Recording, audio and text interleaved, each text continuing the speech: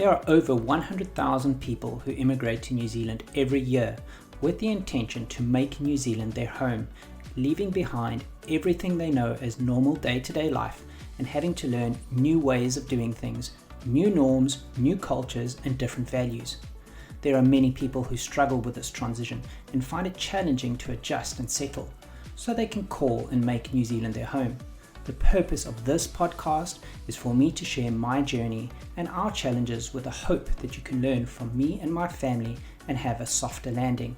There will be good days and bad days, but with time, more good days. I believe we have made the right choice for our family. I want to try and help you do the same, but hopefully with a softer landing. This is Soft Landing, and I am your host, Brett Corlett.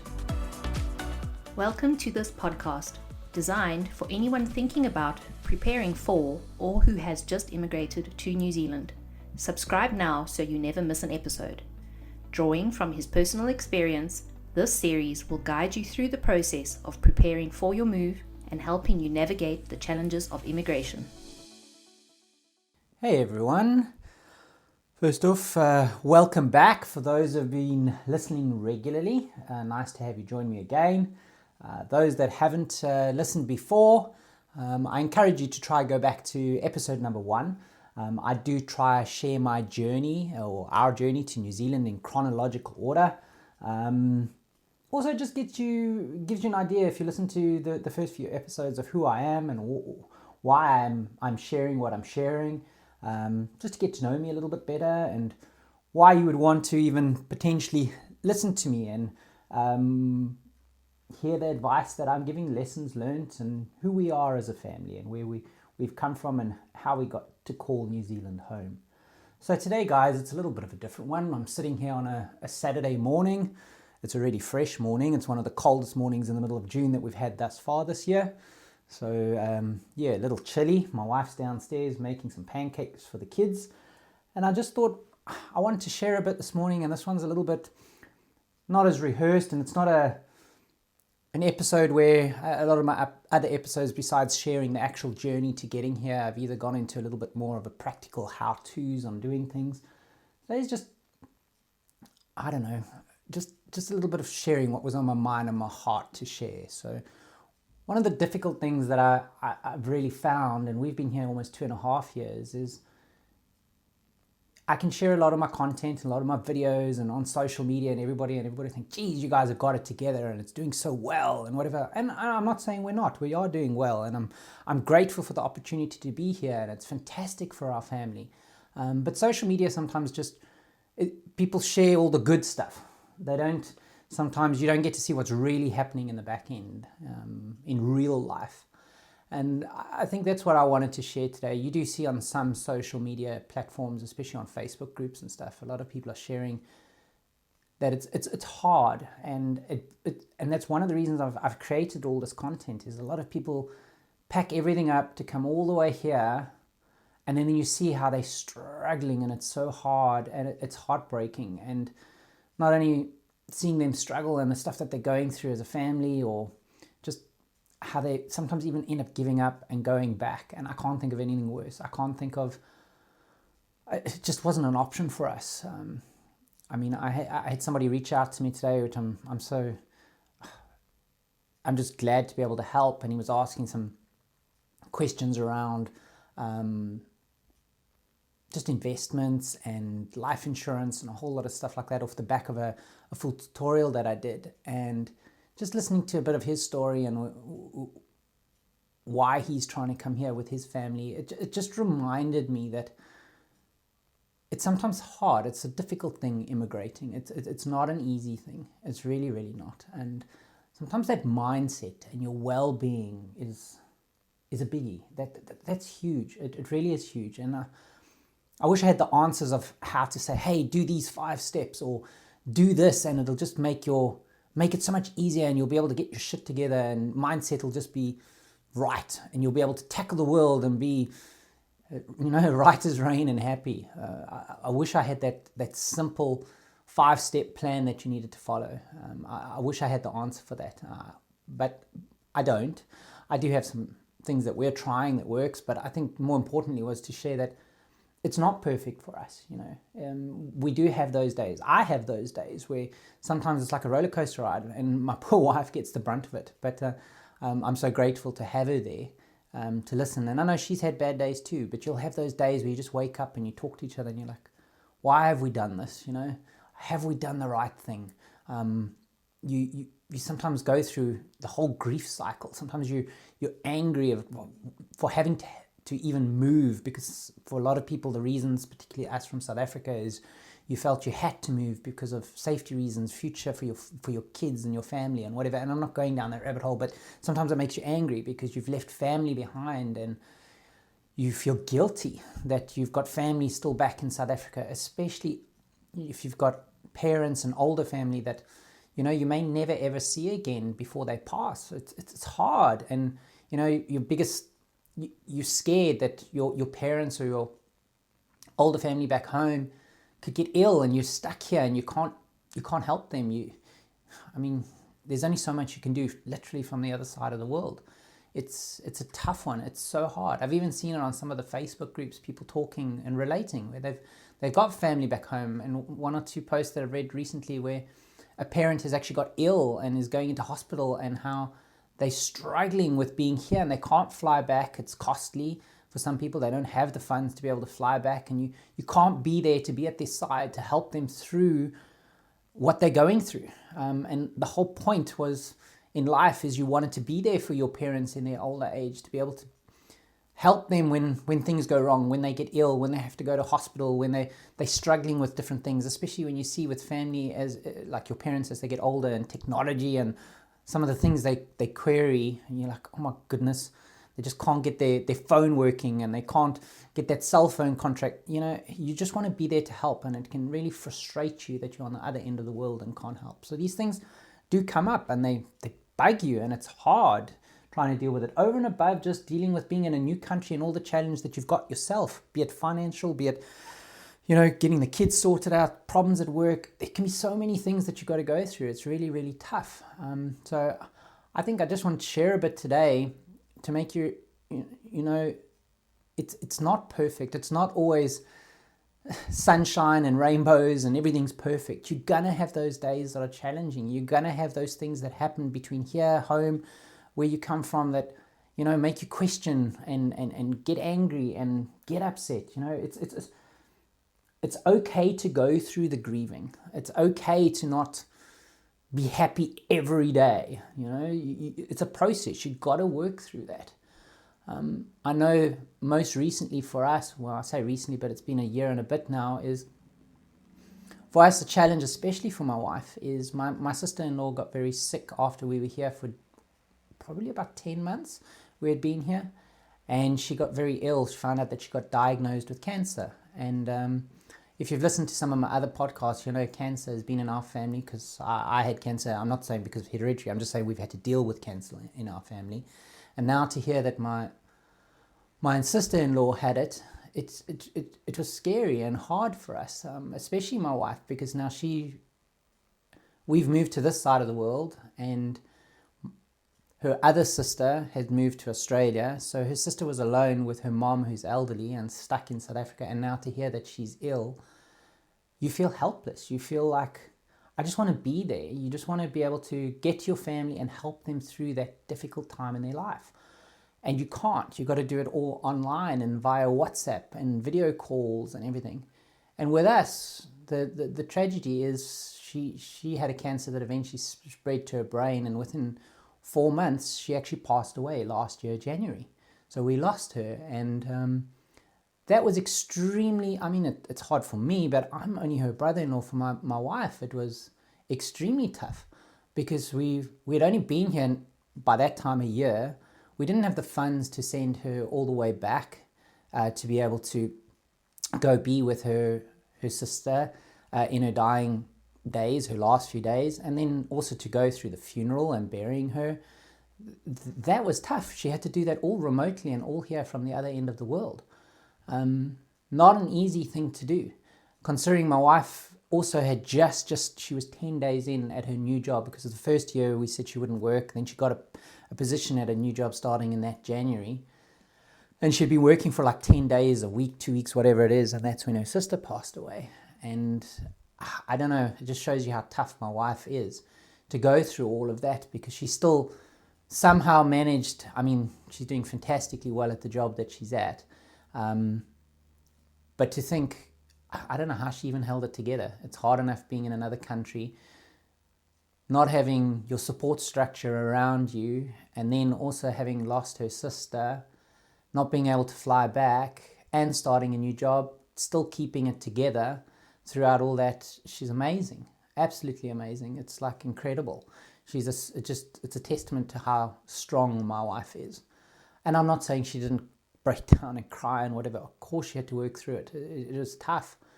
But for us, over and above losing her sister and having to deal with everything remotely, and I mean, our challenges were her sister. The idea was my mother-in-law used to stay with us back in South Africa. I had a cottage that she stayed in, and she stayed with us for a good 10 years before we made the decision to come here. And that was hard in itself, because now we felt we were dropping her. And we eventually had it that she could move in with what was my sister-in-law. So at least she would be able to look after her. And then to have her get ill now, not only were we losing my sister-in-law, but now we had that guilt and worry about my wife's mom, who is now had nobody to stay with. And from long distance across the world, you had to try and figure out how to get her a place to stay and make sure she was safe and everything like that. And blessing was I still have some of my family, my sister and my mom and dad in South Africa, and they helped out a bit, and other friends and everybody that we could reach out to that helped. So we eventually did get her mom sorted into it's like not a retirement village, but it's a community for older people. So at least we know she's sorted out. But the point I'm trying to make, it's so tough dealing with that. It's the guilt. It's the the feeling of just not feeling so helpless because you're on the other side of the world. So you're going to have those days, and you're going to have those things that are tough. And you'll go through not only feeling helpless and guilt, but you'll also feel anger, and there's so much that you have to deal with. And I mean, we've still got issues now where my sister-in-law passed away, but we're also guardians for her son, and we're trying to adopt him. And that's another podcast in itself, because we're a year and a half later, almost 2 years later, and we're still struggling between the children's ministry here in New Zealand and the children's ministry in South Africa, and adoption agencies, and now trying to get lawyers involved and everything, in the courts. And it's like hurry up and wait. And this poor kid that is now staying with family, friends, not even family, because we have no family for him to stay with there. It's a nightmare, you know. And I'm not trying to make you feel sorry for me and whatever else in our family. I'm just trying to tell you that everybody has their challenges, and it is difficult.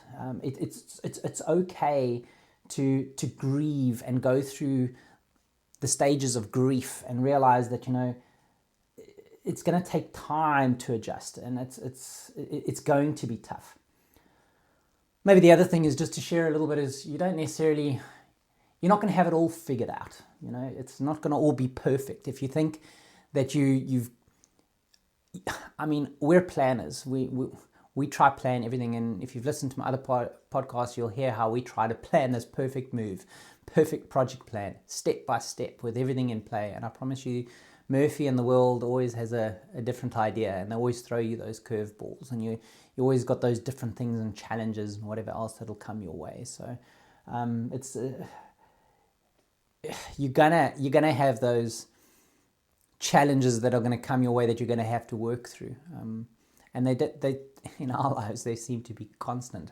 They constantly get thrown our way, but you can get through them. Maybe it's just realizing that you don't have to have it all together. It's not always going to be perfect. I do think it's important to constantly try put tools in place to try deal with it. Big thing for us is putting a structure in place, trying to get a routine going, especially for the kids, to try help them. But also for yourself and your own sanity. You've got to know yourself well enough to work out, okay, well, what helps you pull your shit together and get yourself, you know, in a good space when you're having those down days. And for me, it's definitely gym. Gym is a big thing for me. So I know when I've been sick, like recently, I was sick for 2 weeks and you miss gym for 2 weeks, I get miserable and grumpy. So I know one of the things I need to do is get back into that normal routine of getting to gym. I know that helps me. My wife, I know she does something called rock painting and sharing rocks in the community, and she's actually got such an awesome community going. But that's a release for her in just being creative and having a bit of downtime and me time. So you got to find those things that can help you cope, because it's not going to be easy. It's really, really tough. I mean,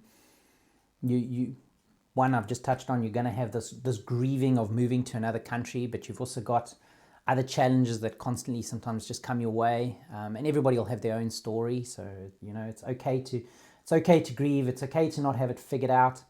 But I think on top of it, sometimes you can just feel lonely as well. I mean, you've left your family behind, your friends behind, everybody you'll know. And especially if you come across to this new country and you don't have that support structure. I do read on a lot of groups and you chat to other people. So there's some people that have moved across and they're blessed. They have family or friends or whatever that they've got to move to New Zealand with or be with. That definitely helps. I mean, having your cousins or your close family, siblings, whatever, near you, or even better, your parents and everything, and having your family together here definitely helps. I mean, I can see it with friends that we've got down in Tauranga. They're awesome. They got an awesome. They're really blessed to have all their siblings together. I can see how it helps them. It helps the cousins and the family and everything thrive and support each other. So that does help. So. But I know that's not a case for a lot of us. I mean, we're here and we don't have that family and close friends, and it sometimes takes time to make friends. It's another thing that's very difficult. You feel like an imposter. You sometimes feel like an invader in this country, that you don't belong, that you shouldn't be here sometimes.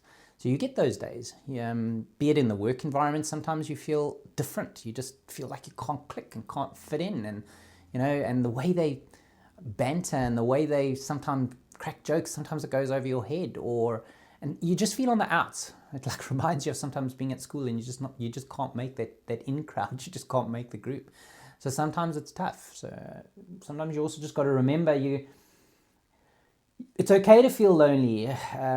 It sometimes that loneliness is a bit of a phase. It will happen. You just got to keep putting yourself out there. A big one for me is at gym. I'm starting to make some friends, and it's not close friends, but I'm starting to familiar faces, speaking to the same people. So it's starting to make me feel like I've got a bit of a community. Sometimes at work, it's still a bit of a tough one. I've had challenges at work. I mean, the working environment here is a little different.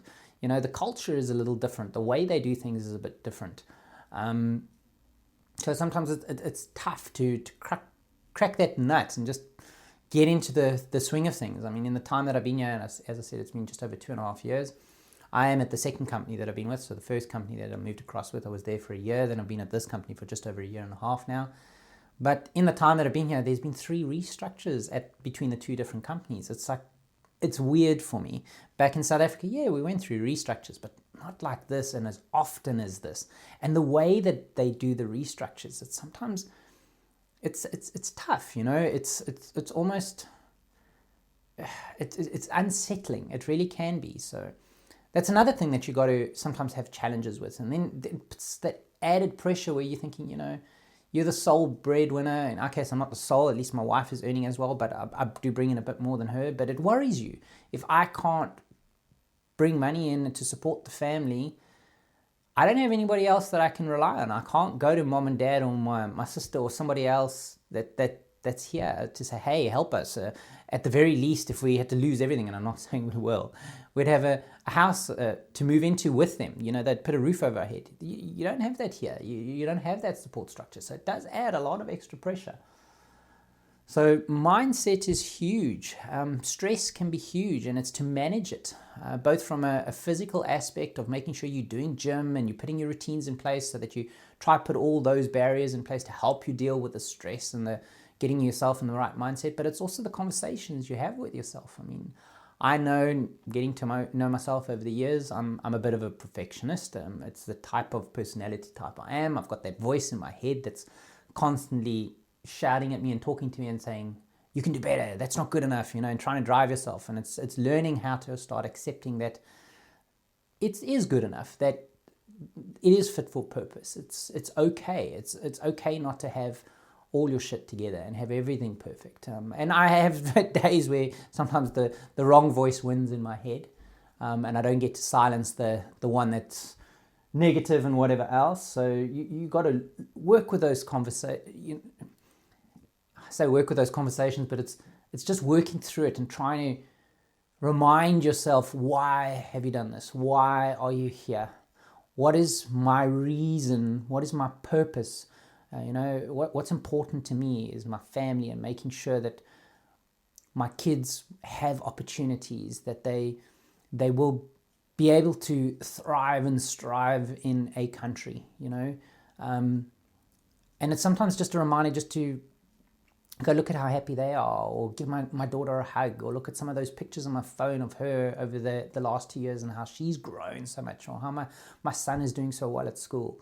It's just to give yourself those reminders that this is the right thing. As tough as it is, you just got to keep pushing on. You can't give up when those curveballs come your way, be it from work, or be it from personal life, or be it whatever. It's okay to have all of those feelings. It's really fine. I think that's what I'm trying to get across. But I need you to understand it. It's not always going to be roses and rainbows. It's not always going to be perfect. And it's okay to ask for help sometimes, or even if it's not asking for help, especially being a guy, sometimes it's just to talk about it. So maybe that's why I'm grateful to you guys. I'm making you listen, but you're being my help. I'm getting the opportunity to just get things off my chest and just to talk to you guys. Maybe that's why it's also helping me doing all these podcasts and doing the video, because it's helping me deal with it and feel, okay, I'm helping. I've over and above my purpose for my kids and my family, I can actually reach out and help some other people too. Hopefully help them not to struggle as much as what we've had to struggle with certain things. They can learn from us. It makes me feel better. And then to get messages like some of you have sent saying thank you for the content and this and that, and reaching out and just giving me that little bit of motivation to keep going, it means the world to me. So it's helping me along my journey as well. I think the big thing is I really just wanted to share today that it's not going to be perfect. You are going to have those down days. You are going to have those challenges. We've still got challenges ourselves. You may watch a lot of my content and everything and think, geez, this family's got their shit together and it's going so well. And they're just on top of the world. And we're painting this picture of we're in paradise and living in utopia and it's all perfect. And I didn't want you to come across as it's only that. Don't get me wrong. I am so grateful for this opportunity and I don't regret it one bit coming here. I'm so grateful that we are able to start making New Zealand our home, that I've got this opportunity for my family, my kids. It truly is a blessing. But it is hard and it is tough, and we haven't got everything put together. Everything's not always perfect. We do have challenges like I've spoken about with family back home, and who we miss and who we don't have around us. And when things go wrong at home, how we've had to deal with it from the other side of the world and you feel guilty. We do still have issues where it can be difficult making friends and feeling on the outs. It's hard. Difficulty with the culture at work sometimes. And considering we're even English South Africans, and people said, it'll be so easy. It's not. Sometimes it's those little cultural things that are different. I can even share just with work and being in management and stuff like that. Sometimes, I don't know, sometimes it can be a little bit superficial almost. You feel like they're friendly to your face, but they're not, I don't know, I don't know. It's just sometimes challenging. It's stuff that I'm still trying to work through. Or you'll find that they, in the workplace, will almost bury their heads sometimes, not want to deal with stuff. So you find it challenging. Maybe we come from a culture where we're just very outspoken and not confrontational, but we're not scared to say what we think and just have it out, and then have a beer afterwards, and you build a bridge and get over and get on with it. Yeah, sometimes it's difficult to have those conversations. You almost come across as, oh my goodness, why are you so confrontational? Why are you not more accepting. So it can be hard. And this is just some examples. So there's so many different little things that you need to learn and work through in here. So it's hard. You're not only trying to work through the basics of you've moved into a new area, and when I say new area, new country, new area, and you're learning just the shops alone. You're trying to learn, you can't just, what was familiar, you'd be able to go and say, I need to go to a hardware store, and you know exactly where to go and where to buy what you need to get whatever done. Or you want a certain type of food or anything like that, you know which shop to go to and where to buy it or whatever, or certain type of clothes. You've grown up and you don't realize how difficult those basics are. To just go to the shop now, in the beginning, it's like, I don't know which hardware store to go to. I don't know the names of the hardware stores, so you have to look that up. I don't know which shop to go to buy that food. And sometimes they won't even have the food that you have or are used to from back home. And that's also another thing, you know, that what's familiar, geez, I can't even speak this morning. But having food that you're familiar with and reminds you of home, that sometimes can help. So I know I'm all over the place this morning, guys, but it's just sharing from my heart. Is like my wife would say, one of the things that's helped us and we're grateful for here is there's a lot of South African shops and we can get a lot of South African food and stuff from home. And I know it can be expensive, so it does depend on your budget and everything. But what it has helped is it's something familiar. And that sometimes helps you settle as well. So over and above the routine and all the other things I've spoken about, sometimes just that helps, so that you can cook something or you can eat something that just reminds you of home and it just makes you feel that much more settled. But the point I was trying to make is it can be difficult, not knowing which shop to go to, not to buy certain things. It can be frustrating. I mean, I know it was a couple of months back, I had to take the car and get the tires pumped on the car. And I went to the garage. Back in South Africa, you would drive up to the pump. Sometimes you would even have somebody else, an attendant, that could pump the tires for you, so you wouldn't even do it yourself. But let's say you did do it yourself. You would at least know you'd pull up next to the petrol pump and the air would be there right by the pump and you would just pump up your tires. Here, I've since learned they don't keep the air next to the petrol pumps. So over and above, and I've got a video on how to fill up with fuel here, doing it yourself and not having petrol attendants, etc., the air wasn't there next to the actual petrol pump. So I arrived and I want to pump up something basic, just pump up the air in my tires. And I couldn't find the air. Now, yeah, you could say, don't be so freaking stubborn, just ask for help. But sometimes you're a bit proud. You don't want to ask something that should be so basic and you feel stupid. It's like, oh, why can't I find the air? And you're looking at all the different pumps, couldn't find it. Eventually I drove home because you're trying to look on Google and see, well, where the hell do you find air to pump your tires in New Zealand? Something so basic and couldn't get right. Would come home frustrated, telling my wife, all I want to do is pump the car tires with air, and I couldn't even get that right. You know, it frustrates you, these little things.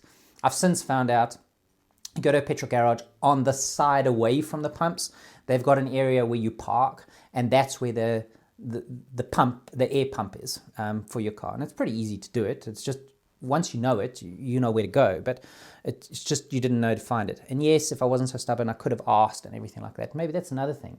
You know, Kiwis are actually, they're very friendly and very helpful, and sometimes it's okay just to ask for help. Just ask. It can make life a bit easier. But again, it's mindset. So if you're stressed and you've got a lot going on, little things like that can bug you and drive you mad.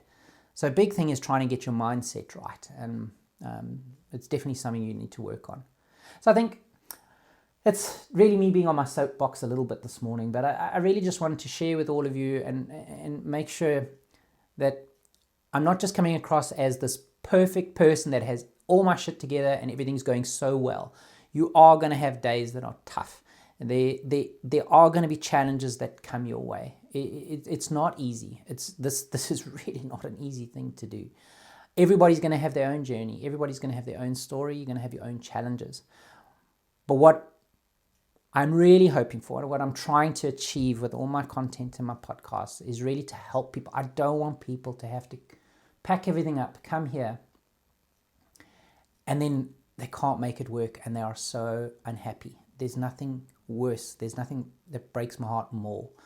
So really what I'm trying to do is just share as much as possible to try help as many people as possible, so that you can hopefully learn from us and you can make New Zealand home, and it can be easier for you. But at the same time, I need you to know it's not going to be perfect. You are going to have those days, but it's to try and realize that it's okay. It's normal. It's okay to grieve. It's okay to go through the stages of grief. It's going to be normal. It's okay to not have it all figured out and perfect. That's okay. Feeling lonely, it's a phase. It's normal. Okay, but just keep pushing forward. Keep showing up, putting yourself out there. It will happen eventually. You will find your group, your clique, your people. You will find them. It will happen.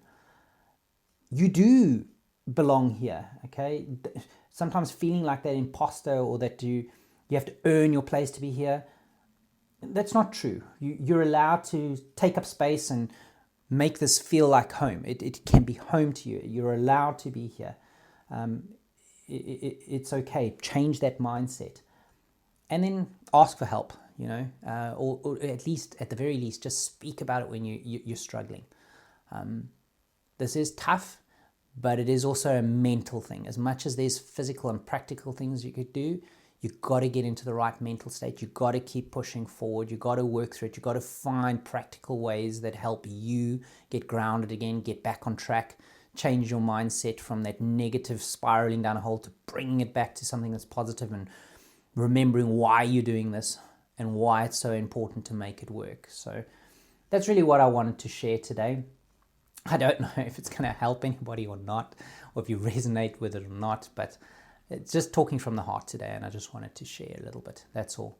And then I just do ask if you can follow me. I will share more content, not only like this, but also more content on practical ways and practical experiences that can, with tips and tricks that can help, and you hopefully learn from us. Go to my YouTube channel. It's at Soft Landing NZ, and follow me, subscribe, please. Share it with others. I've just done a tutorial, a full tutorial on how much it actually costs to live in New Zealand.